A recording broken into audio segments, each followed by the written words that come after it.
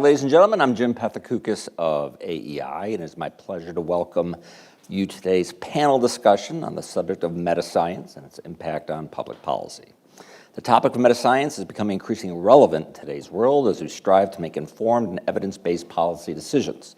The role of science and technology in shaping our society and its future cannot be overstated, and it is important that we have a deep understanding of the scientific enterprise and its impact on public policy. Metascience, also known as the scientific study of science, is a field that provides valuable insights into the workings of the scientific enterprise and its impact on society. But by combining the disciplines of science, philosophy, economics, sociology, metascience offers a comprehensive view of the scientific enterprise and its role in shaping public policy. Today we have gathered a panel of experts from various fields to discuss the intersection of public policy and metascience. Our panelists will delve into the most pressing issues facing policymakers as it regards the role of science in shaping science and technology policy decisions. Right here I have Tyler Cowen, is an economist at George Mason University and serves as chairman and faculty director of the Mercatus Center. He's also a Bloomberg columnist. Next name is Heidi Williams, is an economist at Stanford University. She also serves as director of science policy at the Institute for Progress and co-chair of the JPAL Science for Progress Initiative. And finally, on the end is Tony Mills. He's a senior fellow here at AEI, where he studies the federal government's role in scientific research and innovation, as well as how to integrate scientific expertise into our governing institutions. I'm confident that the discussion we will have today will be both informative and thought-provoking, and I look forward to hearing the perspectives and insights of our esteemed panelists. One other thing, if anybody is watching, I believe we can send in questions. I think all the information's on the event page, and we'll try to answer some online questions later on. So without further ado, let's get started. I'm going to start with Heidi. Now, that introduction, I did not write that. That's a ChatGPT introduction. So there's a little bit of repetition in there. I think I said like impact on policy like 23 times or something. So I think, I'm not sure what kind of job ChatGPT did as far as defining metascience. So let me just start by asking you, so everybody knows, so we're all working from the same definition, maybe a different one from ChatGPT. What is metascience as regarding public policy? So I think traditionally a lot of science policy debates focus on how much we spend on research and kind of from a budgetary perspective, how much are we spending? Should we be spending more or less? And so that's true both in kind of discussions in DC, but also in the academic literature. So Ben Jones and Larry Summers a few years ago had a paper where they were trying to estimate the gap between the private and social returns to research and say, you know, this gap is really large, we should increase and spend more on R&D. I think there's a growing feeling that those kinds of calculations are kind of not the thing that we should be really focused attention on. We look out in the world and what we see is kind of a lot of heterogeneity in productivity in how we spend science research funding, and a lot of heterogeneity in productivity of what potential projects we could be funding that we're not even currently thinking about. And so when I think about metascience, what I think about is let's try to understand kind of the world around us in terms of what are the incentives and institutions that seem to be most effective in helping us discover high impact scientific discoveries and making sure that those get translated out to actually have a social impact in the world. So both kind of thinking about how do we fund and support basic scientific research? What are the right institutions to do that? Should we be giving person-specific grants? Should we be giving project-specific grants? Should we be thinking of these as team science grants or grants for individuals?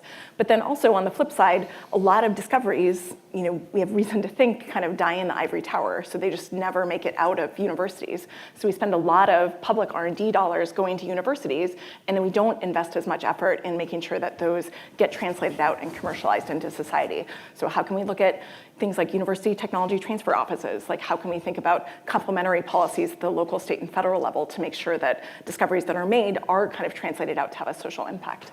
And so I often come at this with a biomedical or kind of health lens where it's just really easy to see the interconnections between universities and biotech startups and pharma firms and how that entire ecosystem kind of needs to be orchestrated to work together really well.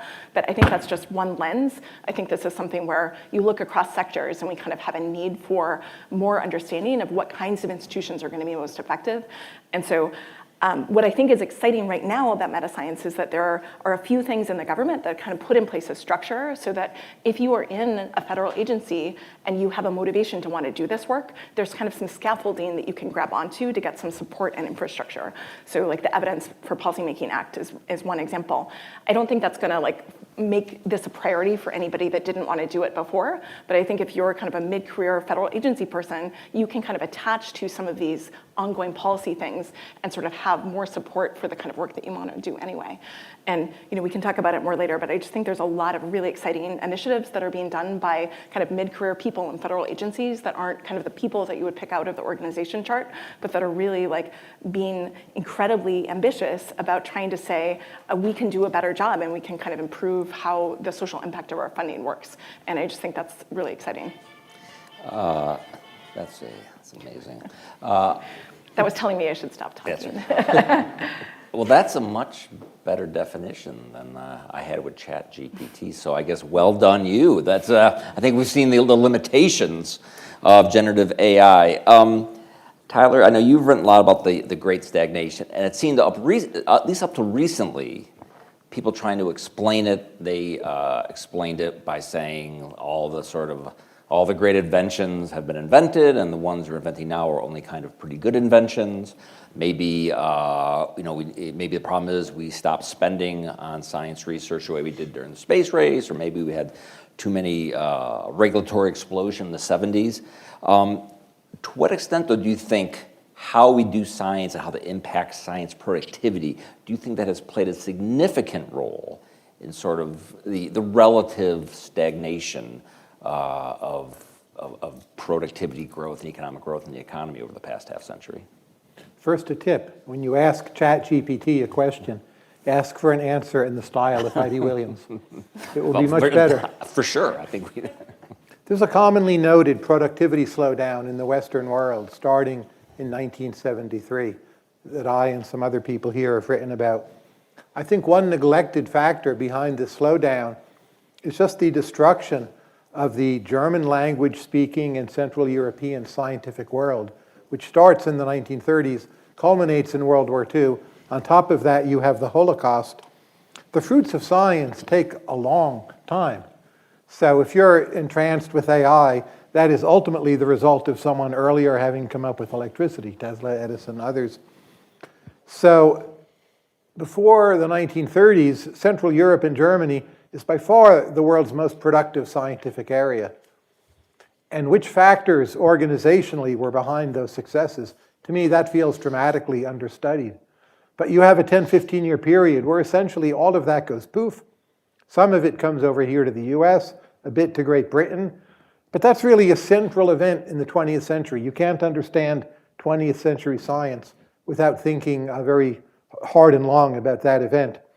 But in terms of more proximately and more recently, here's how I would put the importance of metascience or how science is done. It's how science is done better that will get us out of the Great Stagnation. I don't think that doing it worse is what got us into the Great Stagnation. So when it comes to what got us into the Great Stagnation, I think the number one culprit is simply we exhausted a lot of low-hanging fruit from combining fossil fuels with powerful machines. At some point, enough people have cars, and you get the side airbag, your CD player has better sound, now you hook in your smartphone, whatever. Those are nice advances, but they're not really fundamental to the act of driving. So there's just an exhaustion that happens. As other factors, there's an increase in the level of regulation in a number of ways, some good, some bad, but it's still going to slow down some amount of progress. And then the energy price shock in 1973, combined with our unwillingness to really go large with nuclear power, right? So all that happening more or less at the same time. And then a few decades earlier, the world took this huge, wrenching gut blow. Now, this all means actually you should be quite optimistic about the future. Here's like the trick to the whole hypothesis, the counterintuitive part. So let's say the Great Stagnation is not caused by science being done worse. As we're probably now coming out of the Great Stagnation, we have mRNA vaccines, right? We have ChatGPT, a lot of advances in green energy. Maybe they're not all sure things yet. Other areas like quantum computing, not a sure thing yet, but you can see that a lot might be coming, all based in this new fundamental technology. You could call it computing. So the hurdle that science has to clear to get us out of those accumulated institutional and low-hanging fruit barriers, that's a higher hurdle than it used to be. So if the current scientific advances are clearing that higher hurdle, you should actually be quite optimistic about them because they've passed through these filters. So you have these other developments. Oh, 90s internet becomes more of a thing. Well, that was nice for a few years. Walmart managed its inventories better. 1995 to 1998, productivity goes up, wonderful. That dwindles away. It's then all worse again. If we really are now clearing all the hurdles, you should be especially optimistic, but it also means science policy, how science is done, how it's organized, how it's funded, is way more important than during all those years when we were stuck. Those years when we were stuck, you were reshuffling the deck chairs, not on the Titanic, but what's like a mediocre company that just keeps on going. I don't want to name names, but there's a bunch of them. You were reshuffling the deck chairs there. And now we're reshuffling the whole enterprise. It's a very exciting time, but science matters more than ever. Tony, as Tyler just said, science matters more than ever. But it's also an odd time for science to matter more than ever. There seems to be greater skepticism about science, what scientific experts say, disagreement about evidence. It seems like a difficult environment to move forward in. What do you think? Yeah, so I think it's hard to disagree with that characterization. I think one of the things that COVID in particular has done is sort of thrown into sharp relief differing conceptions of what science is and what it can do for us.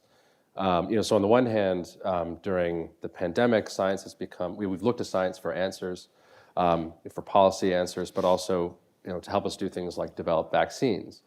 And on the other hand, as you point out, we've seen this erosion of trust in science, certainly a lot of polarization around those issues. I think one expression of that maybe is less focused on is a growing sense that the scientific enterprise needs more oversight or political accountability. You can see this playing out in a lot of the debates over areas of biomedical research with biosecurity, biosafety risks. And I think what we can see here are sort of differing views about what science is and how it functions in society, how it flourishes. I think what's constructive about crises is that they really force us to get back to first principles.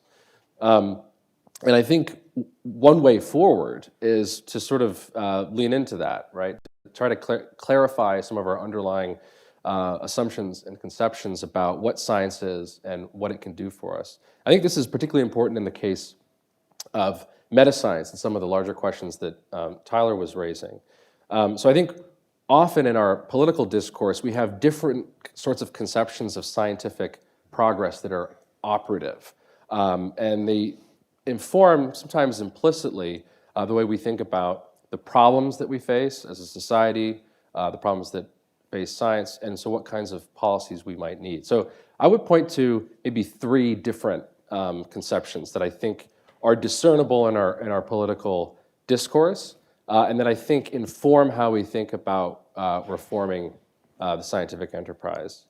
So in a lot of the discussions about the problems that science faces, there's a lot of emphasis on efficiency. Is science done efficiently or not? I think one of the implied here is a view of scientific progress as a kind of accumulation of knowledge or facts. The kind of guiding metaphor here is like the container. Scientists go out and they gather information, and then they put it into our common stock of knowledge.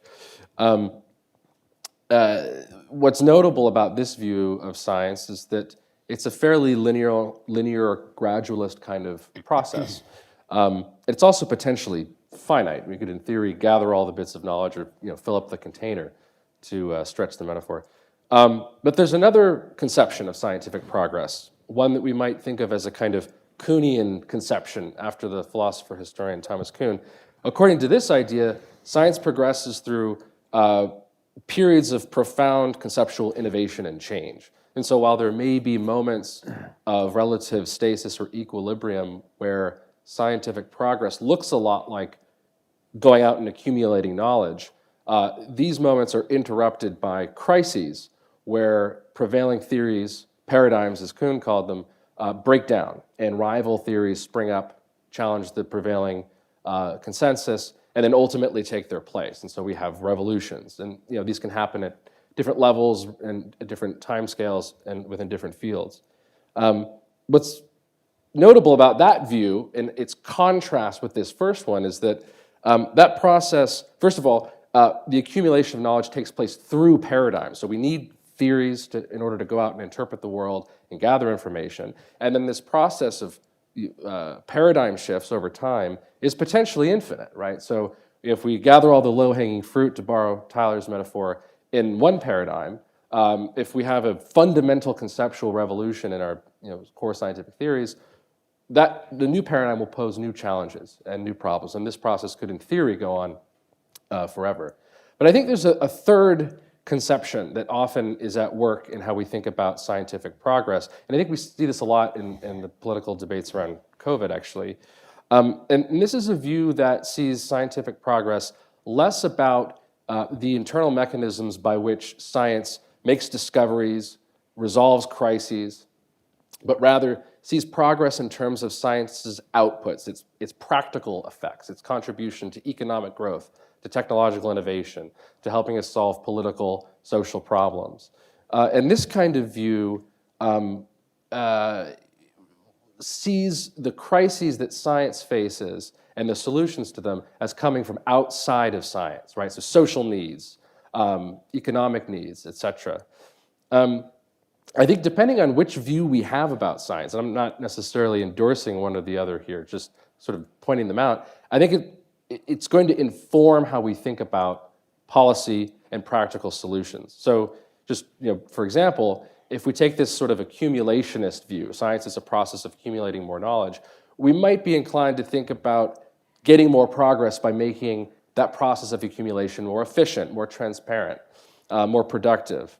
If we see science more in terms of these fundamental conceptual revolutions, and we see that process as taking place in a kind of self-governing way, as I described it earlier, then maybe the problem that we have right now is that science doesn't have enough freedom and autonomy. What we need is actually to roll back the controls that we've put on science. Maybe science has become too bureaucratic. And what we need to do is make space for science to flourish. If we accept this third view I sketched, in stark contrast, the problem might be almost the opposite. That what we need to do is actually try to steer science to objectives that are beyond science, solve economic, social kinds of problems. So I think a lot of our policy discussions, including about metascience, would be helped if we clarified some of these underlying views. And again, there may be truth in all of these accounts, and there may be ways in which some are applicable in different domains. But I would see that as sort of a start to get us out of where we are. I think if I was to, and again, I think this was not an issue that's been very much covered until fairly recently, maybe partly because of the pandemic, because we had this sort of new way of doing science or funding science called Operation Warp Speed, so maybe that there's been more focus on it. But I think if someone maybe was reading these articles, maybe The Economist, The New York Times, they maybe would come up with sort of two conclusions. One, government researchers funded by government spend too much time filling out forms. That's one big problem. And the other problem is not enough of our science is done like DARPA. So if we get the scientists filling out fewer forms and make everything like this freewheeling DARPA, science would be, we'd have much more productive science. So that's my like New York Times reader version. So to what extent is the problem how individual researchers sort of do their jobs, and how much of is it just these sort of broader structures and vehicles through which government funding flows through and is allocated? Heidi?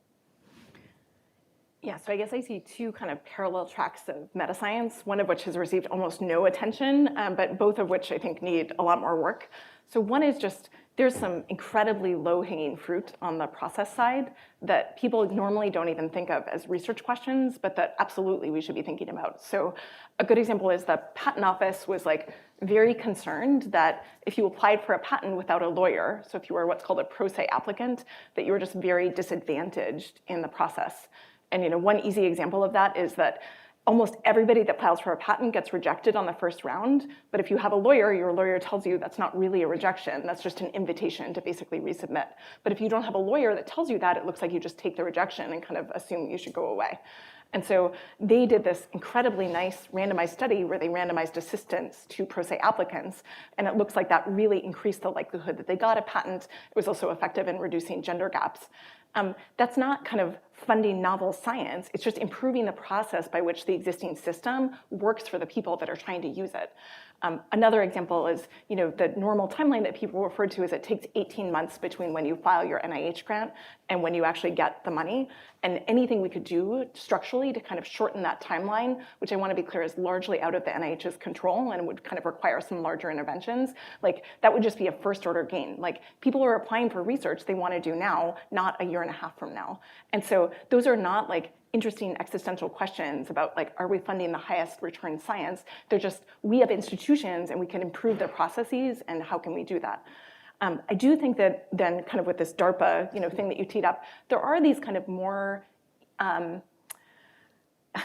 philosophical questions about like, how should we fund science? And a lot of them just come down to who should have discretion over choosing what's funded. And so an example is John Flourish, who runs one of the centers and institutes at the NIH. He put in place this really novel program, maybe 2 decades ago now, where they funded people rather than projects. So normally you get an NIH grant for a project, it has specific aims, your job is to fulfill those specific aims. Well, what if you start the grant and you learn that this project is kind of not as high potential as you thought it was? You're just kind of like basically required to finish the work that you committed to do in the grant. And so what John put in his center is basically just this structure where we fund people, and the understanding is we're giving you this grant because we trust your judgment to kind of go ahead and do what you think of as the highest return science. And so I think there's a lot of questions within NIH about people, or should we be doing more programs like that? And John, to his credit, is extremely interested in trying to understand, could that program itself even be working better? And so, I think there's questions like that that are really important. That's leaving discretion to the scientist. The DARPA model is different. It's saying, let's give discretion to the program manager and sort of let them choose very flexibly about who to fund and what to fund, rather than imposing like peer review as a system on top of that. Whereas the normal peer review system is leaving discretion with these kind of outside academics that come in and peer review things. And so that's just a question that you can kind of study. Like we have these 3 points of comparison: discretion with the researcher, discretion with the program officer, discretion with the outside reviewers through peer review. And how do they choose different projects? Like who chooses which ones? How is the funded portfolio of projects different? A big problem for the NIH is that the average age at which you get your NIH grant keeps going up and up and up over time. Well, you can ask, how is the average age of who's getting chosen different under those different systems? And a really exciting thing is you don't even have to go ahead and allocate money in different ways. Often you can just elicit like different preferences of like, who would you choose to fund if we kind of gave you discretion, and kind of play out some counterfactuals for people and get a sense of what does it look like would even make a difference here. Because in practice it might be that the program manager is going to choose the same things that the outside reviewers do, in which case maybe this is kind of a waste of time to spend time focusing on that. But I just feel like there's a lot of room for diagnostics on just thinking about these kind of structural characteristics of who's getting flexibility and how do we think about where that might most efficiently live. How advanced is sort of the science of metascience diagnostics? Do we need considerably more research? Do we have a pretty good handle on the pros and cons of all the things you just said, or is it still sort of early days? Yeah, so in my view, we've kind of missed in the past the opportunity to do the diagnostic stage because we kind of haven't had a lot of paths for collaboration among people that want to do research and the organizations that fund research that you basically need to directly collaborate with in order to do those diagnostic checks. So, most federal science agencies or private philanthropies that fund science, they have a lot of data and they have people that tab out their data, but they're not really thinking about this from like a research perspective of how should we design our program? Like how should we learn relative to other programs that are going on? How should we think about collecting different kinds of data to inform what we might do? So just an example, I've been working on a collaboration with the Moore Foundation, which is public. They're talking about it, so it's okay for me to talk about it too. But this guy is just amazing. He's like, well, we don't know how to structure a review process, so why don't we collect these different ways of doing it and kind of tab out what the differences are? But that kind of level of curiosity is possible because I'm there working with him, and he can express his ideas to me, and I go back and work on them, and I come back and report to him. A lot of people don't have kind of a paired research opportunity like that. And to be honest, academics aren't always the best at kind of approaching those relationships and forming those relationships, because academics often come in and say, my brilliant idea, don't you want to test it out in your organization? As opposed to, what do you need help with? And what are you trying to learn? And can I help you learn that? And so I think the academic community kind of has a lot to learn about how to approach this kind of partnership work. And I'm hoping that if we get a few examples, we can get organizations that see that as an opportunity to think about how to make progress on the questions that are important to them. Jim, can I jump in? Everyone, by the way, in case it wasn't clear, everyone can just jump in whenever you want. No one has to raise their hand. Or Just on it. One thing I just wanted how to about we'll go to, and then we'll go to. Oh, yeah, sorry. Well, no, we'll go to Tony, and then we'll go to Okay. you. You mentioned that there are these different models, give discretion to the program manager, give discretion to the researcher. Another thing I would add to that is that these different models are also geared toward different objectives, right? So the NIH's ultimate goal is obviously to contribute to improving health, but they fund an enormous amount of basic scientific research. The ARPA model, though it's very exploratory high risk, is ultimately much more geared toward technological innovations that can ultimately be quite useful. It's sort of on a scale of sort of more basic to more applied in development. The NSF, by contrast, its core mission, although it's not the only thing that it does, is basic scientific research. And so I think another thing that we need to think about is which models are more effective for which purposes. And this is, I think, part of the evidence base that we need to gather for thinking about Metascience and reforms. Is the program model discretion kind of thing, is that more useful for certain purposes? Is giving scientists more discretion more useful for other purposes? So that is another kind of variable that I think we have to think about. And we have a lot of that information out there in theory, right? Because we do have a very heterogeneous research enterprise. We structure different kinds of research very differently. What we don't have is this kind of coordination that Heidi was talking about to help us gain more insight about how those different things work for different purposes. Yeah, Tyler, you got it. The economics profession, I would estimate the economics of science is less than 1% of the total.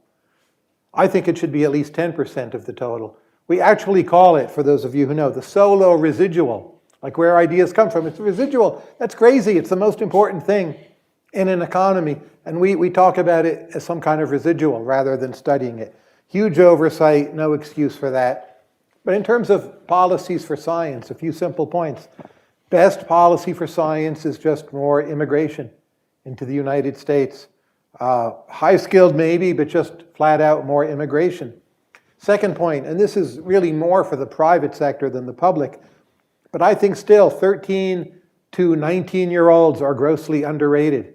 In areas where you can measure performance, such as chess, you see 14-year-olds, 15-year-olds doing so much better than they did 20 or 30 years ago. Mostly that's the internet. In science, they're so much more advanced than they used to be. Current American foundations, for the most part, Schmidt Futures is one big exception here, they are not really geared up to be supporting or encouraging 13 to 19-year-olds. That is where a lot of the low-hanging fruit is, and it's when people make career decisions, their priorities, their interests, the trajectories they get on, everything. Finally, I would make a point about clustering. We've grown afraid of clustering, and Congress is part of the reason why. So before I was here, I was at the National Gallery looking at art. I'm in the Italian section. What's the first thing you notice if you're not asleep? Is how many of the paintings come from either Venice or Florence, right? That's actually a pretty natural fact. If you think about the recent AI, LLM revolution, it's remarkable how much of it comes from the Bay Area. There's a role for Toronto, a role for Oxford, but it's pretty concentrated. So foundations, governments, they all have this feeling money spent has to be spread out. I think that's a pretty evil view, actually. It's obvious where it comes from. It's hard to see it as evil. It sounds and feels fair. But I think we need to be unabashedly not afraid to double, triple down on supporting the clusters of excellence and walk on over to the National Gallery and take seriously the Italian paintings basically are all from Florence and Venice. Yeah.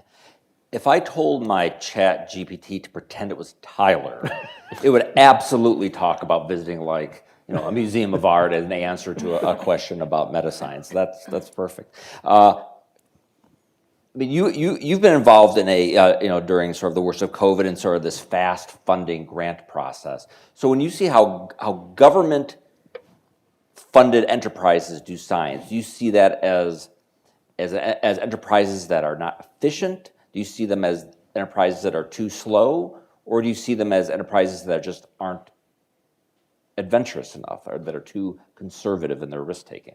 ChatGPT checks the all of the above box in the voice of Tyler. There's an amazing example in yesterday's New York Times. This was work funded by FAST grants, actually funded more than once at the research stage, another time at the clinical trial stage, which was not mainly what we were doing. And it's a form of interferon that seems to be more effective than Paxlovid, halves the rate of hospitalization and death, and is effective against all strains, and seems to be more effective against Omicron. Those are the results from more than one study, and yet the FDA won't approve it. Oh, the data are from Canada and Brazil, not the United States. Some kind of weird FDA-embedded racism. But also, there's no point in Joe Biden's State of the Union speech where he says, well, we need more data. Okay, that might be true. So we're going to have a new Operation Warp Speed for a clinical trial on this, and over the next X number of months, generate the required data, and then gear up to produce and distribute this thing. It's not just, it loses the debate. There's not even a debate. So the ways in which we have just forgotten about science, it's not even that we're losing the debate. So some kind of radical mind shift amongst at least American elites, maybe some of the American public, that science is a thing again. I think it is happening. For all the grim news about scientific denialism and the like, I just see a lot more interest in science, and I'm cautiously optimistic that we will have people who are vaccinated. They'll see the anti-malaria vaccine, anti-dengue vaccines probably working. Some chance the anti-cancer vaccine will work on some kinds of cancer. They'll be chatting with their chat GPT, and they'll actually take an interest in science, and these things will be debates again. But right now, we're pretty far from that. Tony, do you agree? Do our elites not care about science? And do you think that all the things that seem to be happening right now, whether it's an AI or the nuclear fusion breakthrough, or we may see a SpaceX Starship launch, it just seems like lots of stuff is happening, and it'd be pretty hard not to think hard about it. How can we get more of it? Because it seems to be pretty amazing, and for all the talk about a stagnation, maybe that's over. How will these elites, policymakers, are they about to get excited? And if they get excited, is that a good thing? Because also obviously a lot of research is done by the private sector, and there's this debate about how much should the private sector do, how much should the public sector do. If the public sector does too much, does that crowd out the private sector? So do elites enthusiastic about science, does that make you happy to hear that? Yeah, I mean, short answer is yes. I think the question is all about where we go from there. I mean, I think a certain amount of realism, I think, is also needed when it comes to politics, right? I mean, so if we look at what happened last year, really over the past few years, we had a lot of interest in increasing public investments in science, R&D generally. It actually predated the pandemic, but I think the pandemic kind of accelerated that in a lot of ways, and so that culminated, for example, in the CHIPS Act last year. And there was a lot of discussion sort of in policy land about, so one point in time in the mid-20th century, the public sector was the largest funder of R&D, about 2/3, and the private sector was about 1/3, and that's now flipped. And there's a lot of desire to kind of change that ratio, and were these legislative efforts going to move us in that direction? I think the reality is we have an R&D system that's very different than it was in the mid-20th century. And if you look at what in fact happened, the authorizations for funding, they were significant. They weren't as significant as it seemed they might be in the beginning, but they were never going to fundamentally restructure that R&D system. There's just way too much money for that to be possible. But then if you look at actually how much money was appropriated, it was even less. And so there was lots of kind of highfalutin rhetoric about the return of public investment and So they science. still don't care. So it seems Well, like in they a still certain don't care. sense, right? Exactly. So there's a question about kind of the political will to do some of these things, and then the details matter too. And this gets back to some of the issues we've been So talking we start about. talking about money again. Just more money. Right. Well, I think that one of the real virtues of Metascience is that I think it helps us move past this preoccupation with funding as the sort of controlling variable in all of this. And that's, I think, reason for optimism. There are lots of interesting things going on, as Heidi indicated. One of the things that's happened through the course of the debate over chips, for example, is a lot of thinking at the National Science Foundation about how they fund science, the creation of a new directorate, with a different kind of mission geared more toward technological innovation. There are good and bad things you could say about all of that, but the sort of overarching optimism there is that in addition to thinking about funding, there is lots of creative thought going into how we do science, how we fund it, and to what ends it can be put. Heidi, not to harp on DARPA, but maybe because I just read 2 books about the history of DARPA, and my bias is I want government to do a lot of basic research, and then my interest in government involvement sort of begins to decrease as we move away from basic research. But then I've read these fantastic books on DARPA, and I'm like, wow, we should be doing that everywhere. We should make DARPA 10 times as big. Every department should have a version. And I think a lot of people, if they read these books or read articles and know a little about things DARPA's created, everything rolled in the internet, stealth technology, it's hard not to think like that is the silver bullet. And other countries too. I mean, Great Britain, they're trying to come up with their own version of DARPA. So do we know the extent of which that can be duplicated? Because we have a couple duplicates, maybe they have not been quite as productive as the original. One, can it be duplicated, and do we know how to duplicate it, or is it this sort of one-off, beautiful, fragile, crystalline thing that government did right? Let's not screw it up, and we should be very wary of thinking it's easy to duplicate it, whether here or overseas. So I'm sure that you could find books somewhere by people that don't like the DARPA model, but almost all we hear about are the successes and kind of people just lauding this as the best thing that could possibly happen. And in my view, that's like just really unfortunate that I have not seen kind of a lot of retrospective thinking about what in our project portfolio worked better or less well, and what about our hiring practices are limiting. So in general, they don't pay the program managers that well. They have a very specific hiring structure that's kind of constant across the programs, and there's a lot of people that have expressed concern that actually they're kind of structurally unable to bring in kind of the right people at the right time because of some specifics.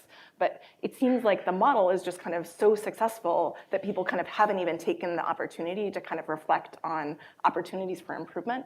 A nice counterexample to that is, so ARPA-H is one of the most recent models, so ARPA for health. And what's interesting is that, of course, it's building on the DARPA model. In particular, it's taking these Heilmeier questions that are kind of a core tenet of how the DARPA model works, about how we kind of assess the impact of different potential investments. But ARPA-H kind of added these 2 additional questions, which those Heilmeier questions, in my understanding, haven't been modified before. And so, I think the more we can think of this as not like a copy paste, but like how can we refine our understanding of what didn't work in other contexts, and think about what parts of this are kind of right to bring over to a given context, and how do we need to modify it structurally? That would be great. I would personally also love to see, DARPA has these programs. They choose a problem and they fund people to take different approaches to try to solve it. I would love to see DARPA fund a program on how to improve the DARPA model. This is just so inherent to, this is expanding all over government. Everybody wants a DARPA for X, but this is just an area that they should have kind of a self-interest in. What are our opportunities for improvement? Are there some aspects of this design that are really outdated? And I would personally love to see more work on that. I don't even think that they've kind of kept the records to do kind of like all of the historical analysis that you would like to see. But anyway, I've read the successes. I would love to know more about the things that didn't work and what we should be learning from. Do you have going any forward. doubt that the results of such a project would involve vastly bigger salaries for program managers? Wouldn't that for sure be, hey, guess what we found? We need to be paid more, right? Yeah. These would be my reservations about the DARPA model. I'm all for doing more of it. And ARIA, which is in the UK, it's mimicking many features of the DARPA model. I visited there, I spoke there, I met many of the people, I know the people running it. I'm very optimistic, it's all great, completely on board. But in the United States, I think DARPA has worked as well as it has because it has the military behind it. And it's the same reason why the state of Virginia can't grab resources from the Pentagon, the way the state of Alaska does from its oil funds.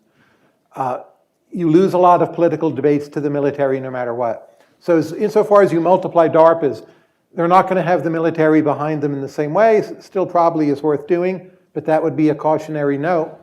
But I would make the broader point, if you look at the history of invention, we could talk about Florence and Venice again if you want, or Germanic science starting in the late 19th century. You have all these other models that at times work incredibly well and then don't work at all. And a lot of them are mysteries. So you need mentally to be prepared for the notion that a model that works incredibly well then doesn't work at all. Florence today is a center of the arts. Put aside tourism, how big a deal is it? Close to a nothing, right? Even much earlier, you get essentially Milanese and French domination of the city, the decentralized struggles for power amongst the guilds that commissioned artworks to get political status, influence, and rent-seeking. That whole dynamic went away. Something about the training base for artists being rooted in goldsmiths, that went away. So I tend to focus a bit more on the talent base of what you have access to in your society as the key issue for scientific funding. And some of DARPA might have happened anyway, but in other places. So I'm all for DARPA, but those would be my caveats. I want to add a few more caveats myself. So I think this is an example of where the political interest in something can be dangerous. I mean, also, I think potentially good, but the idea, sometimes you see sort of the copy-paste instinct that Heidi mentioned. Like, so DARPA worked, so let's take that and apply it here. But you can call something an ARPA model, and it doesn't make it so, right? I mean, you need to think about how this agency, in fact, works, why has it been successful, and institutions, including federal scientific institutions, have their own cultures, and not all models are going to thrive and flourish in different institutional environments. This was a big debate about the ARPA-H model. Should it live within NIH? Should it be something separate? So that's the first set of questions. The other is to think, I think, why was ARPA successful in the first place? There are a few things to note about it. You probably know this better than me since you've just read the books, Jim. But ARPA originally wasn't so much of a military project. It was developed in response to Sputnik. The idea was to spur innovation. And it has changed a lot over time, its evolution into DARPA. There were legislative changes in the 70s that limited what DARPA was allowed to do and fund. And another notable fact is 1957-58, when ARPA was created, we're coming out of World War II. We're coming out of this astonishing period of scientific and technological innovation that Tyler described earlier. There are lots of reasons to think that model may or may not be applicable, transportable to today. The Defense Department itself was very interested in this set of questions, by the way. They did a number of studies in the 60s looking at the allocation of funds to basic science, what role did that play or not play on developing technological, militarily useful technologies. And you can see this over time. ARPA is not a sort of unitary thing that just exists out there in the ether. It's an institution with its own history. It's had some more successes in some places than in others. And then ultimately, I think it's a question of what the goals are. If we want to advance our fundamental understanding in the physical sciences, is an ARPA model the most appropriate? And my instinct is probably not, but these are, to some extent, questions that we can test empirically. But I guess I would second the ambivalence about that model as just universalized without thinking carefully about what makes it successful. Tony, they built the stealth bomber. They built the stealth bomber. What else do you want to know? Yeah, go ahead. Well, I was just going to clarify, since you made fun of me for saying pay scales matter. Let me give a different example. Well, I think they probably really matter. Let me give a different example for hiring that I think could really matter. So, one way of thinking about what should DARPA support. Presumably it's projects that wouldn't happen in the private market, that somehow the government has like a natural opportunity to come in and fund something that's really socially valuable, but not very profitable. And so when we think of who goes to do a startup, it's because I have an idea, I'm really passionate about trying to solve this problem, and I want to kind of have the freedom and flexibility to go do that. The DARPA model, as I understand it, is a little bit different. So you decide that you want to be a program manager. After you decide that, then you give a job talk, which can be on your project, but they might say, well, that project's not a good fit, or you need to do something else. Well, that might attract just a very different kind of person, rather than, why don't you give your job talk and you only get a job offer if they like your project? Because I would have loved to have thought about going to ARPA-H to work on a problem that I'm really passionate about. I don't want to go to ARPA-H and be a program manager to just work on kind of whatever project ends up happening to be available when I'm there. And so I think there's kind of structural features of how the hiring process works that could have a pretty first order influence on who's coming. And is it better or worse? I don't know. Maybe they like the other people better because the culture is better or whatever. But I just feel like thinking at these more systematic levels of what kinds of people are attracted based on these relatively small changes in job design could have a pretty important impact in some areas. And for the sort of the new DARPAs, ARPA-H, and are they copy paste, or are there key differences in these sort of new iterations of DARPA? Yeah, so ARPA-H is so new that a lot of what they're doing is not really public, right? But the one thing that is very publicly legible is this change that I mentioned to the Heilmeier questions. So basically the two that they added were thinking about risk. So what are potential risks that could come about from funding this portfolio? How would those risks be managed? And how could the results get misused? And can we kind of anticipate that and have a plan around it? And the second area is around access. So kind of what's the plan for scaling that this thing actually gets used in society, as opposed to just solving a technical challenge that doesn't actually go out and benefit anyone. Those are pretty big changes from just kind of thinking about the normal Heilmeier questions are sort of technical feasibility and kind of like ability to get to market, as opposed to social impact being about utilization of the actual product by people and thinking about the risks. And so to me, that seems like they're thinking pretty seriously about kind of not just copy pasting, but like I said, so much of what they're doing isn't public, so it's not that there's a lot of other concrete examples to point to. Another agency to think about is ARPA-E, in the Department of Energy, which has existed for a little while now. And there is, some of it's a little bit outdated, but there's some good research on how it's functioned and how successful it's been. I think it's worth thinking about for a second, right? So I think ARPA-E does some really important work, but we haven't had the equivalent of the invention of the internet come out of ARPA-E. Maybe that's still coming, but I think scrutinizing the existing programs we have is a good first step. One thing, I think it was a National Academies report that came out a few years ago that looked at ARPA-E, and one of the things, it didn't really highlight so much, but it comes out of the data that they have, is that essentially ARPA-E research was on average a lot less high risk than DARPA. And that's an interesting thing to think about there. So why is that? Is it something about the culture of the DOE? Is it something about ARPA-E? Is it something about the sorts of political expectations for what we need out of that kind of research? I'm not sure what the answer is, but that's one notable difference. If I think of ARIA, it has a number of differences with DARPA. One is the military is simply far less important in the United Kingdom as an interest group and as a player. But I think also it doesn't have comparable political support. So it was really the creation of one very particular faction of the Tories, which, depending on whom you talk to, is either the future of the Conservative Party or will vanish altogether in the next 3 years. I don't really have an opinion or ability to predict that, but the vision behind it is quite precarious in terms of the broader political base of support. So you could imagine it evolving into just another grant-making agency, which might be fine, but how built in the radicalism is, we will have to see. I'm sort of surprised to hear you say that, given again, at least as portrayed by the Financial Times and The Economist, the absolute freak out they're having over there about low productivity. Why can't we at least, lead the world in some area? Maybe we could lead the world in biological science. It seems like there's a great concern about productivity growth and where they stand on globally in doing science. I would have thought that there would be massive support around any promising idea.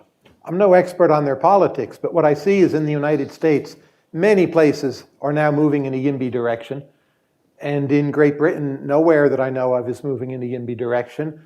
Tory voters are too old, and a lot of things are stuck, and not having much federalism is working against them. So people want, like the Beatles and James Bond, back, but are they willing to press the button and build 2 million new homes in South England and disrupt the Greenbelt? My impression from a great distance is no. Okay. My last DARPA-related question is, I think some people where it sounds interesting, they think that it sounds like this is the government being like Silicon Valley, that it's kind of like a venture capital approach to doing science. Does that really miss the mark? And is the government doing anything that's kind of like a venture capital firm as far as funding projects? So one thing that the National Science Foundation has been kind of on record in the press expressing interest in is something referred to as a golden ticket model, which is kind of loosely inspired by more of a venture capital model. So if you think of normally grant applications get peer reviewed, and roughly we kind of average those scores somehow, and your average score determines whether you move ahead in the process and get funded. The idea of the golden ticket is to more say, let's give discretion to individual reviewers and not just think about averages, but think about, is somebody really enthusiastic about the proposal, and should that be more informative? There's, of course, a ton of different ways that you can define that, but it's loosely based on the idea that we shouldn't just think about consensus driving identification of promising proposals. And so I think it's really exciting that the NSF has been kind of on record saying that they're interested in thinking about pilots with that. There's been a couple of organizations in Europe that have kind of loosely looked at that, but not in a way that you can really pilot and learn something from. Because at the end of the day, what you want to think about is how are the people and projects that are funded under that different than what would have been funded under the status quo with peer review. And nobody's really tried to construct that kind of counterfactual. So you can say, again, it's things as simple as like, are we funding like younger, less well-known people, but that have really good ideas? Or is this kind of like, actually this puts a lot of weight on kind of established investigators that are really late career that people just think have a really good reputation? And that's an empirical question that you kind of need to gather some data on who would be chosen under this other regime in order to look at. But so anyway, that's like a very different case than DARPA, but where like that mindset of maybe we should learn across industries about what works for talent identification kind of surfacing. I want to talk in a few minutes a bit more about how things get chosen and are there different ways. You mentioned the golden ticket, but the other sort of big model that people are excited about is obviously Operation Warp Speed. So if you're not pushing DARPA for everything, maybe you're pushing Operation Warp Speed for everything. Tony, Operation Warp Speed for everything, do we understand that well enough to know what are the best places to apply it, where we don't want to use it? People seem pretty excited to try to duplicate it. Yeah, I sound a bit like a broken record, but I think it depends on what our goals are, and I think we have to think carefully about what Warp Speed did and did not do. So one thing that Operation Warp Speed did very effectively was streamline the process by which vaccine could be essentially brought to market, and it did that by essentially cutting red tape in the clinical trials process without sacrificing, the integrity of that process. That's something that certainly is worth thinking about and looking at in other contexts. I think one of the notable things about Operation Warp Speed that sometimes gets too little attention is how discreet the goal was. It was to develop a vaccine for COVID. What you often see in a lot of the political discourse, like, we can do Operation Warp Speed for vaccines, why can't we do that for X or Y or Z? And where X or Y or Z are really complex, large-scale social problems. Maybe we could do that, but first we have to even have a sort of working definition, characterization of what the problem is. So I think kind of like the DARPA model, there's a question about how replicable this can be in other areas. That said, there are really important things that we can learn from it. Just one last thing on ARPA. I think it's worth noting We mentioned earlier this new directorate at NSF that was created. One of the motivations behind that was to make a kind of mini ARPA within NSF. So that's another model that we have on the table. And there's also a kind of cautionary tale there. A lot of the political push to develop that met with some resistance in the scientific community, and the NSF community in particular, because of what people in NSF took their core mission to be, which is not doing, high-risk technological breakthrough research, but advancing basic scientific research. So it's another example of how we have to be careful of thinking about how these models work and where they can flourish, and what our goals are. I suppose before, now we can point to Operation Warp Speed. I guess previously people would say, well, we have a problem, we need a Manhattan Project for that, or we need a Project Apollo for those kinds of things. Tyler, how comfortable are you about government going, how far beyond basic research do you want government to go? Do you want them to go a little bit? Do you want them to apply sort of more DARPA thinking? Do you want government to fund these big, I guess, moonshots, these extremely high risk things? What do you want government to do? The answer is always context dependent. But what I want most of all right now is for government not to regulate AI, right? That would be my first point. But in terms of Operation Warp Speed, government pre-purchase has been around for millennia. Go to Europe, it's full of castles where the government paid the bill in advance or promised to pay the bill. Those castles got built, right? It was great for the prince, on average, not so good for the people, took up a pretty large share of GDP. So when you have situations of very high trust, as you might in Singapore, some of the Nordic nations, it can work. When you have emergency situations, or at least it is believed almost all the voters will be happy with the vaccine, it works, clearly defined goal, you stay on track. But I'm skeptical, and much as I want government to be more interested in science, I worry when they get their paws on it. They very often do bad things, more often than they do good things. So I think most of these models, most of the time, don't work, including Operation Warp Speed, and it's under very special circumstances that they do work. The simple risk is government spends its money on what it wants and not what we want. And again, you look at the millennia of human history, 98% of it seems to me to be government pre-purchase in the interests of government. Heidi, do moonshots work? Does government picking some big project and then throwing a bunch of money? I guess we got to the moon, so that worked. Are there any? Is that the only big moonshot that has worked? It's interesting. People look back at Nixon's war on cancer and kind of debate how well that worked. It turns out that's kind of a hard question to ask because we had a lot of technological advances in how to treat heart attacks, heart disease. You were less likely to die of that. If you don't have a heart attack, you're more likely to live longer and die of cancer. So you look at kind of the time series rates, and it looks like it didn't work because more people died of cancer. But that's, of course, that's not telling you the answer to the question. I think I've long been hoping that somebody would write a book that told me the answer to whether the war on cancer worked from more of like a qualitative case study historical perspective. But from my eye, you hear a lot of things that seem to be really good examples that suggest to me that it probably did work. So a lot of the money under the war on cancer went into government funding infrastructure that made it cheaper for private firms to come in and do more investments on developing cancer treatments. And so those are things that no single private firm is going to want to come in and fund. But if you can kind of uniformly reduce the cost for all of the other firms, that's something that very naturally kind of has a great motivation for like where public funds would be productively spent. So in particular, they made it much easier to recruit patients in a broad set of locations for clinical trials. And basically almost all of the privately funded cancer clinical trials piggyback on that public infrastructure, which was funded under the war on cancer. Another example is they funded the development of these cancer registries to just start collecting data on essentially every person in the United States at the time you're diagnosed with cancer. We have like really detailed data on the stage and grade of your tumor, kind of demographics on you, and then that's administratively linked to mortality data. And that data is basically the basics for any understanding that we have of cancer trends in diagnosis and treatment and mortality. And that has just seeded like a huge amount of learning and information.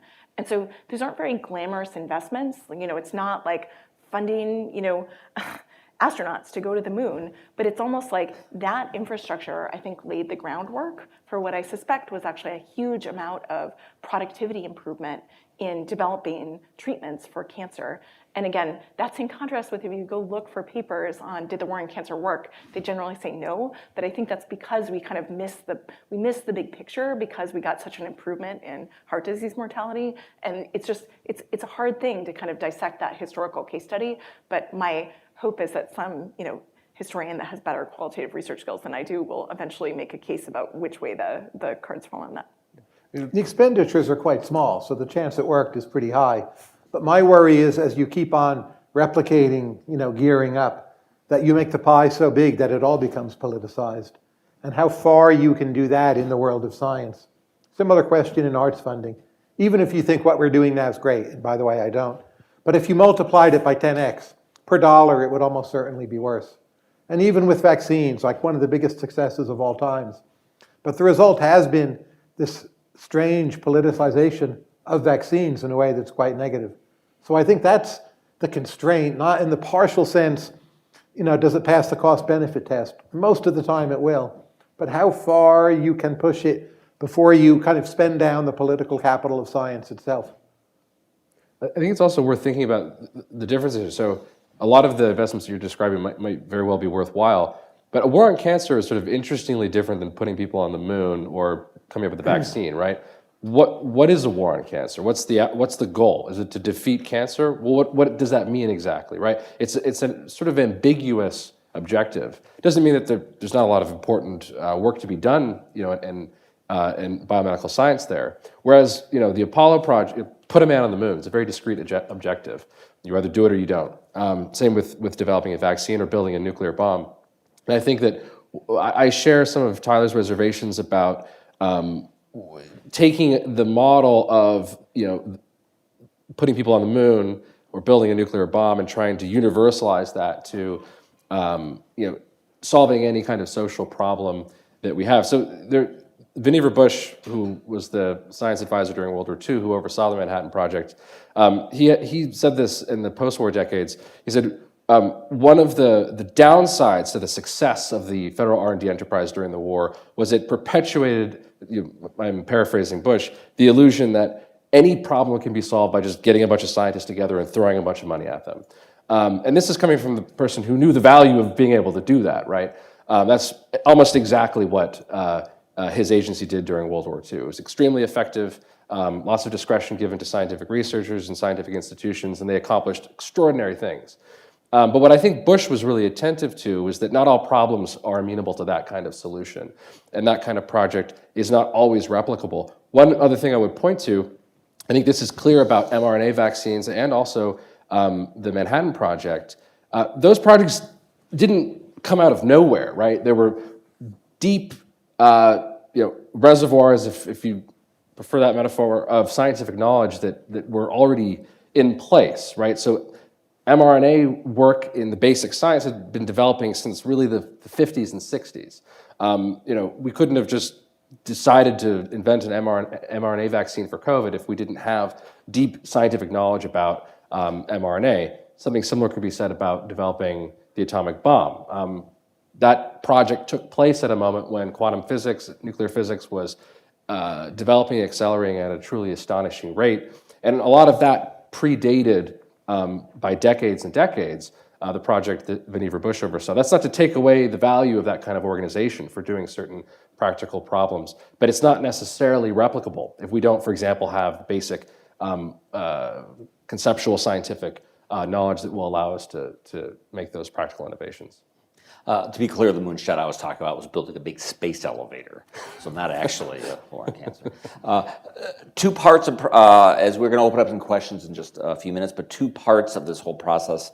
Let me put out there that we could have reforms. And one, we kind of were getting a little bit at peer review, and I know people have also talked about having that once an idea meets some sort of minimum threshold, maybe we just pick them all by lotteries. So these science lotteries. And also another key component that maybe used for some reform are clinical trials.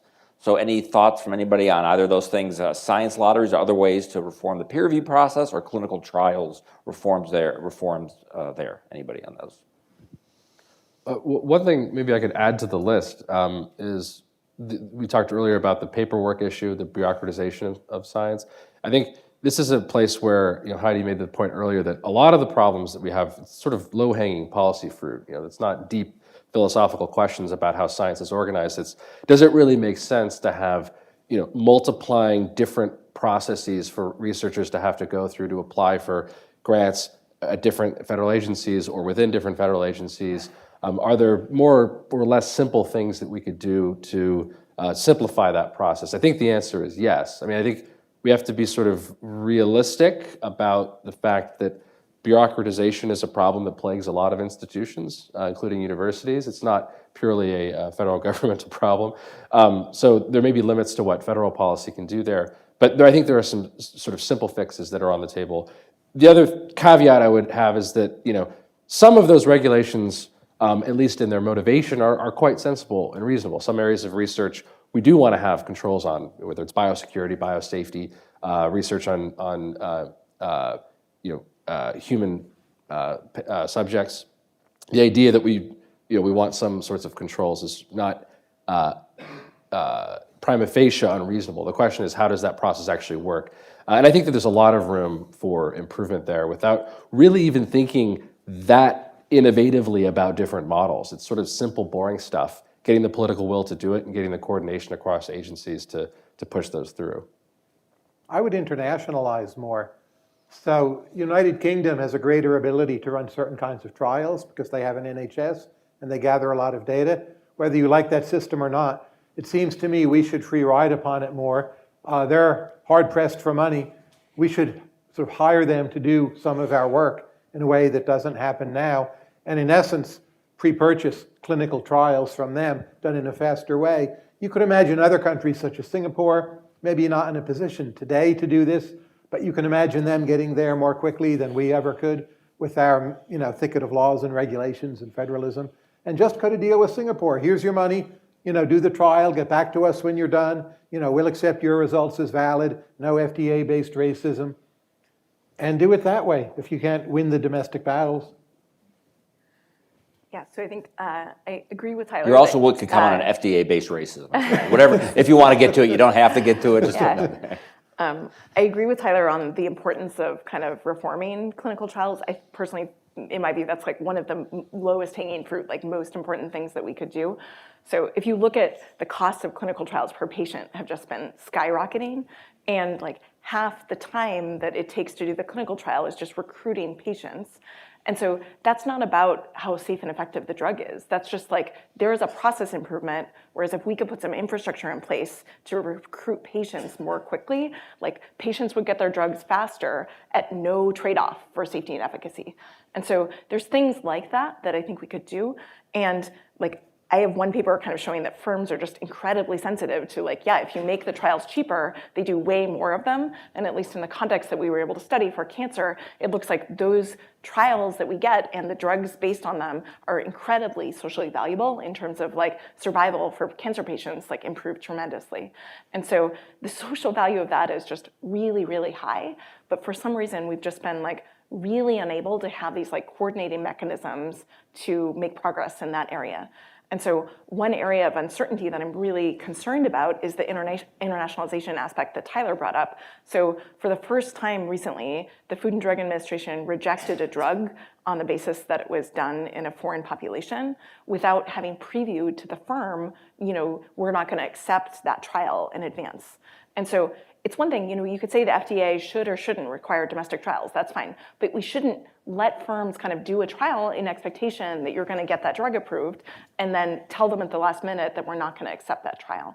And so I think there's some very basic decisions that just need to be made at a policy level about what evidence you want, and then the kind of clinical trial infrastructure can be designed around whatever those decisions are. But right now, a lot of clinical trials and a growing share of them are done in other countries. Those are less representative of U.S. populations. Policymakers can make a decision about how they feel about that. it's a complicated problem, but I just think reducing uncertainty there is going to provide a lot more incentives for investment. And just more generally, trying to invest in ways of having shorter clinical trials is one of the most important things that we could be doing. This is a place where Operation Warp Speed does provide, I think, useful lessons for thinking about how to do that, because that's one of the things that made that program successful, right? So I understand it, especially the recruiting of participants in clinical trials. A lot of that process was much faster. I have one more question for the panel, a short question, and then I will open it up to everybody. I will take a bit of a moderator's privilege here and ask a money question, which is, do you think boosting federal science funding to the sorts of levels that we had during the space race, I think like 2% of GDP, does that sound like a good idea, broadly? Everyone can answer or choose not to answer. You need to use it as a lever to enforce reforms. So I could imagine that doing it flat out would pass a cost-benefit test, but that's the lever you have. And if you spend that lever and you don't get improvement on procedures, in the longer run, you're coming out much worse. So I say make it contingent on real reforms, new institutions. It's such a deeply rooted problem. It's very hard to unpack, say, all of the obstacles facing clinical trials, which probably are the #1 issue, but all the different levels of delay and veto points to fix those all are very, very difficult. So this is our chance to do it, is spending more money. So don't give in on that one, I say. Go ahead. I mean, the economist's answer is, we decide how much to subsidize R&D by looking at the gap between private returns and social returns. So there's a couple nice papers on that by Nick Bloom and Mark Schinkelman and John Van Reenen, or this Jones and Summers one that I mentioned before. Well, those guys want to spend a ton. Well, the problem is that you're going to get the wrong answer out of those calculations if you take kind of the current system as fixed.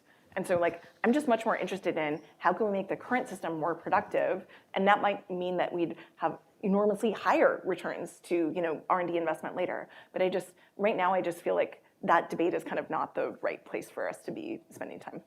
Yeah, I think I'll just be echoing Tyler and Heidi. So I think there's an enormously important role for government in funding scientific research and funding R&D.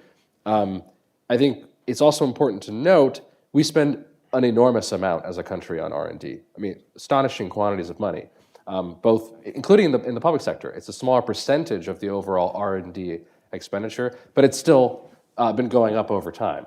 And maybe we should spend more here or there. But the point, I think it's always important to keep that in mind, that we're not starving for research dollars.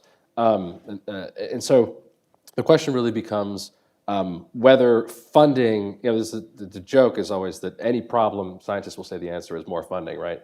And I think people in the metascience world can be guilty of that too, right? We need more metascience research. I think, it's obviously very important to fund scientific research, but we need to shift the conversation away from just funding levels. I think we have to think more about the systemic problems that we do or do not have with the scientific enterprise. And to go back to my initial points, that this does start to get into deeper questions about how science progresses, how we understand it, what we expect out of it. And there are real important political problems. One thing I would just mention, which we haven't talked quite as much about, is the political will to do these things. So there are lots of really interesting reform efforts going on in different institutions and agencies.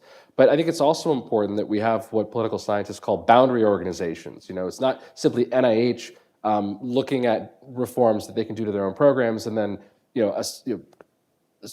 funding research to assess it, doing internal assessments themselves.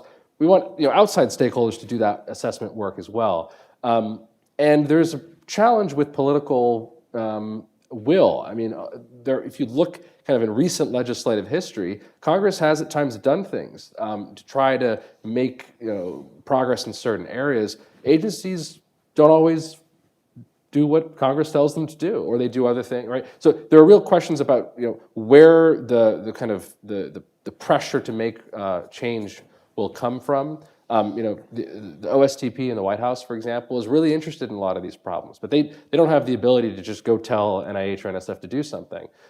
They can play an important coordinating kind of role in a lot of this, but there are questions about how you kind of go from diagnosing these problems and thinking about these reforms to actually pushing through real changes, and that's a hard political problem. All right. Can I add Oh, one more yes, thing? absolutely. So, I mean, a version of your question is just, is money the scarce resource in the system and kind of what's needed? And I just wanted to echo one thing that Tyler said before, that I think if you ask a lot of people, what's scarce is kind of high-skilled talent, and in particular, thinking about immigration.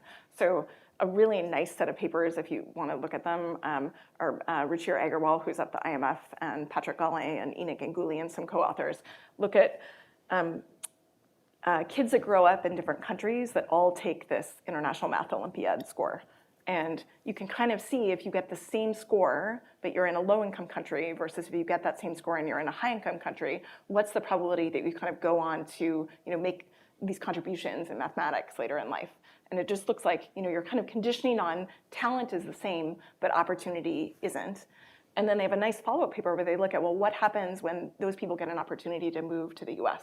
And it looks like it has a huge impact on kind of their ability to contribute.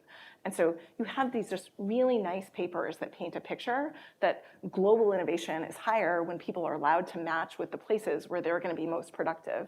And I just feel like the more that we can kind of account for that as part of what we think of science and innovation policy, like the more we're going to recognize like the scarce input in a lot of cases, I think, is talent, and immigration policy needs to be part of that. Well, that's So outstanding. I can just add to that, ideas really matter. I know many of you are researchers. Just try using Google, Amazon, chat, whatever. Oh, what are the books to read on the history of the NIH, how good a job it's doing, where it went wrong? It's not there.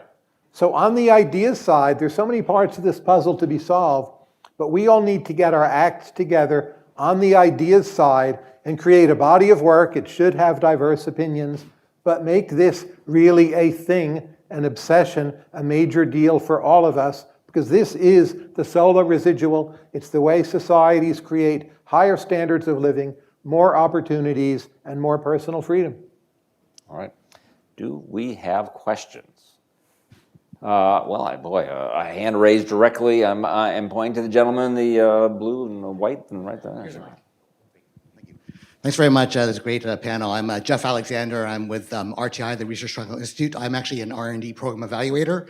And for some reason, we don't talk to Metascience people, and I think that should be changed, just so you know, Heidi. But I want to go back to what Tony said at the beginning, which I think underlies a lot of this, which is this dichotomy between incremental knowledge accumulation research and kind of revolutionary disruptive research. And a lot of the debate seems to be, well, we're funding too much of the incremental stuff, not enough of this high risk, high reward disruptive stuff.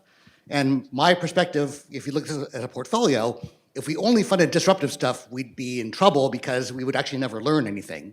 So obviously the question is like, well, how much of the high risk, high reward stuff should we be funding?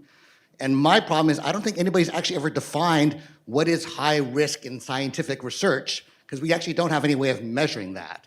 And so I'm just curious if you would actually have a way to measure what is risky research versus non-risky research, what that is, or if there is something wrong with my argument and we don't even need to worry about that.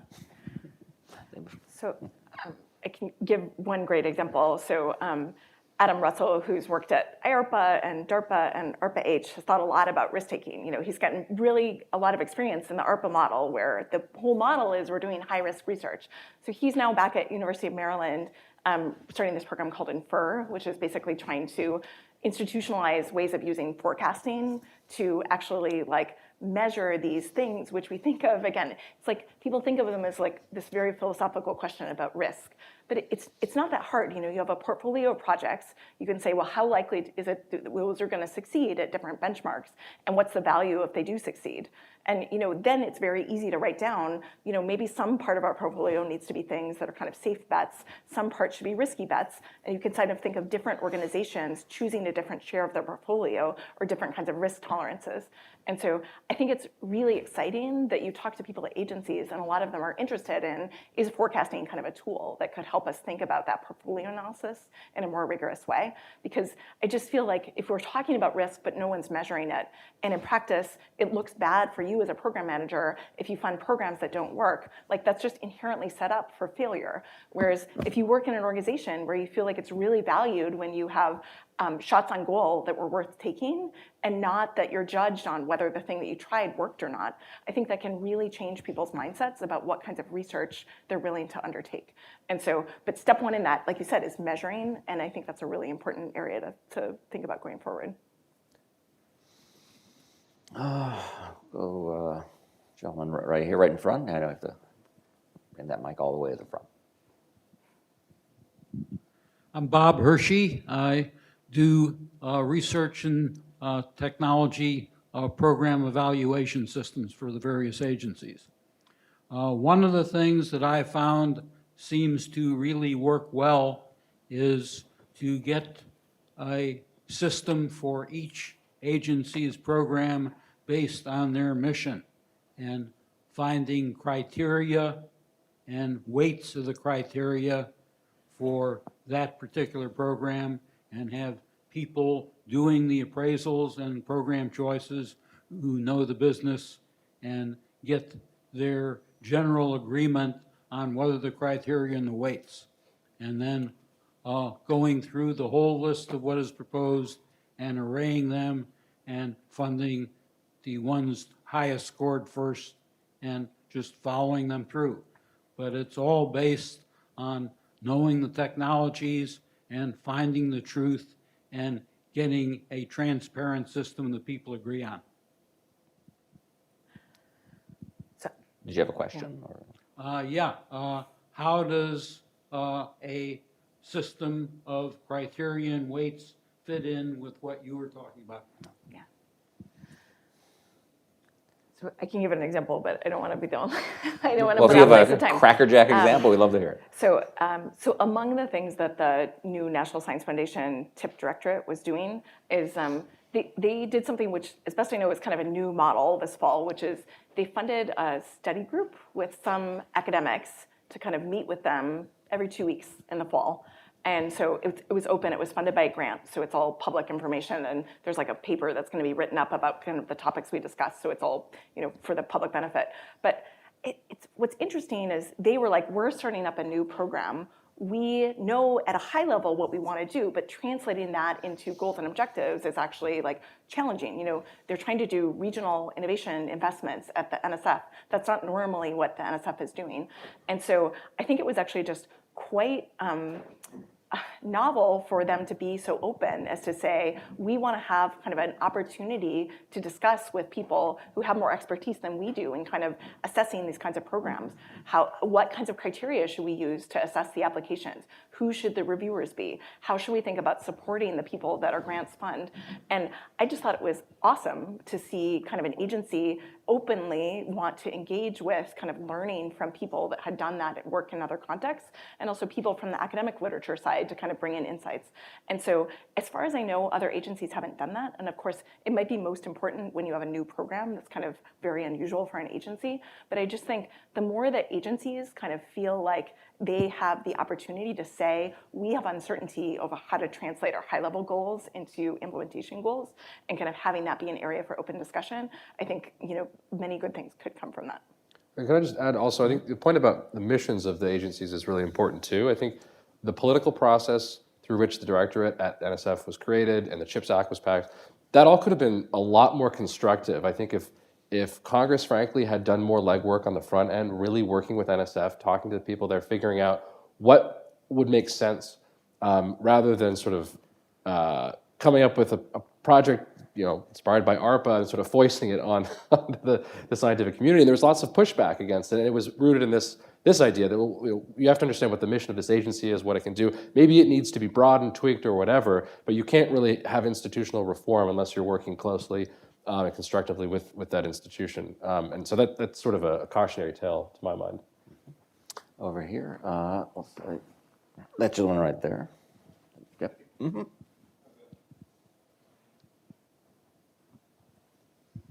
I have a question about just in counterfactual, was it a good idea to federalize as much science as we did in the 20th century? Because to your points about, using increases in funding to lever broader structural reforms, one of the byproducts of federalization has been sort of putting all our eggs in one institutional basket. And in expectation, I don't know if giving more money to NIH is actually beneficial in terms of cost-benefit analysis. They suppressed a lot of the work they marginalized a lot of the work on mRNA vaccines in the 90s. They potentially funded gain-of-function research that could have potentially led to the pandemic. They've supported, decades of research into a fraudulent theory of Alzheimer's. It seems like there's a lot, the so-called scientific community of capital S, capital C is a byproduct of federalization, and maybe we need to just zero out these budgets and decentralize and go back to maybe the more Florentine model of patrons. Florentine model, there we go. I would favor much more decentralization within the federal government. So I would, at a lot of margins, take $1 from the NIH and give it to the biomedical division of the NSF, for instance.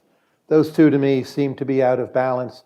I don't really trust most state governments with that money very much, but there's a lot we could do. So the new DARPA-like institution for healthcare funding, well, that could have been totally outside the NIH. As you know, that was a common proposal. It lost, but in my opinion, we probably should have done it that way.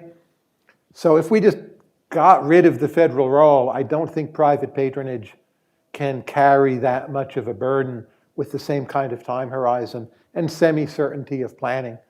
But our federal government is in some ways deeply decentralized, in particular ways too decentralized. Department of Defense might be the most important part of it for scientific progress, which is odd, but maybe not surprising. And let's just decentralize it more. I guess I am not convinced that federalization is kind of a first-order problem in science funding.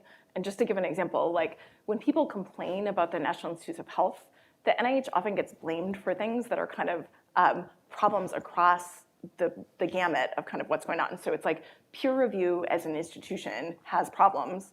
The NIH uses peer review, but oftentimes the criticisms get lobbed at NIH when the problem is that peer review might be too conservative, or because it's not like NIH does some requests for proposals in certain areas. Those are mostly directed by Congress. Most of the NIH funding is allocated because scientific peer reviewers who are outside the agency kind of tell them what they think should be funded. And so to me, federalization doesn't seem like the most relevant kind of part of that, because it's, as long as we're using external peer review, it's kind of the same people that are going to get opinions on what should be funded.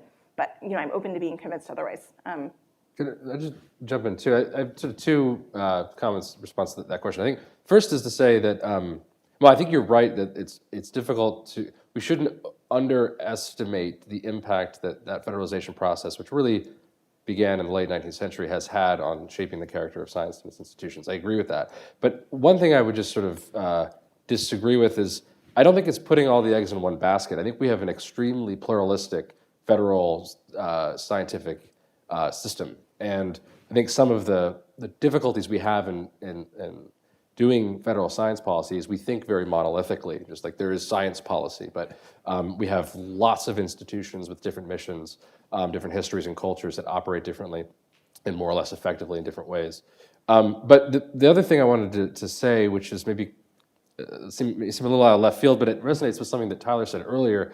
One thing that we shouldn't underestimate too about the history of federalization, especially, we can see this in the mid-20th century, there are versions of this actually going back to the late 19th century too, is the kind of political cultural downsides. So we tend in science policy land to look at the Manhattan Project, the Apollo program as these wonderfully successful things. They were highly controversial things, and arguably were part of what facilitated a real serious cultural backlash against technocracy. Looking at the 60s and 70s, a lot of the criticisms and complaints, the student movements and so on, were about the fact that science had become deeply intertwined with especially the military, with the federal government generally. That's a risk, right? When these things become so deeply interconnected. I think we tend to paper over those things in retrospect, but even Apollo was highly politically controversial in its day. So those are. I don't really have a an answer there. But it's, I think, worth keeping in mind that federalization does have risks of that kind. And if I can just add one more thing, there's kind of a lot of reasons why I think there's a stronger case for federalization for research, because there's these papers that look at when states change their R&D policies. A lot of what that does is it just steals inventors from one state and they move to another state. You see kind of the same thing across country. And so, I think there's kind of a sense that there's some like a priori reasons why you might think that there's gains to federal policy in this area, given that, scientists are sort of a scarce resource in the short run.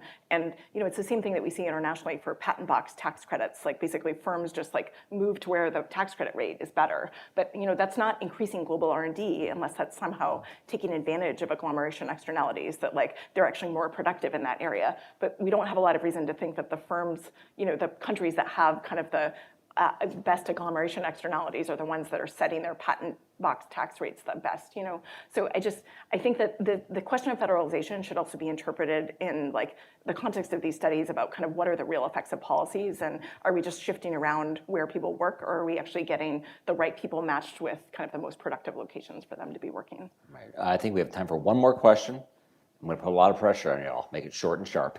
What do we got? We think, gentleman directly in front of me. Short and sharp. Hi, I work at the NIH. I have a lot of colleagues who are at IARPA and DARPA. I think one of the underappreciated differences is the level of transparency.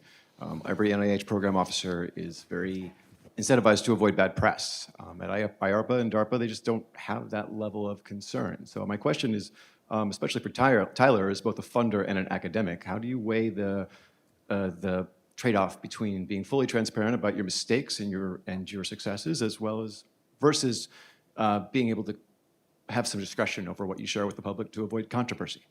Oh, I think transparency is greatly overrated. So when we talk about the Pentagon, in essence, protecting DARPA and allowing it to operate in this weird, stealthy way, that's a good thing. I get that given the equilibrium where you're at now, you can't do the same. But I think it's a terrible mistake, including at the private foundation level, to insist that all of these decisions be somehow justifiable or be seen as fair. I feel that's one of the biggest mistakes we're making. It prevents us from clustering a lot of investments. It prevents us from taking a lot of risks. So I would like to see that weight lifted from your shoulders. I don't know how to get from here to there, but it's one reason why, if we're creating new institutions, we possibly will have more freedom in that regard. Anybody else, or are we done? I think we're done. Everybody, thanks for coming. Excellent questions, and to this wonderful all-star panel. Thank you.